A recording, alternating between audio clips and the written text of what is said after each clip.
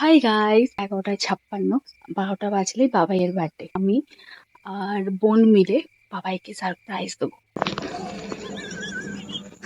চলো চুরি করতে ফোন করে উইশ করবো। হ্যালো, হ্যাপি বার্থডে বাবাই, গুড নাইট। হ্যাপি বার্থডে, তাড়াতাড়ি ঘুমিয়ে পড়। এছাড়া মুড পুরো অফ হয়ে যাবে। প্রচুর এক্সপেকটেশন আছে ওর যে 12টার সময় ওকে কেক কাটাবে। আমরা এখানে দাঁড়িয়ে গুপ্তালি মারছি, কল করছি। বেচারার মন যে কি খারাপ হচ্ছে।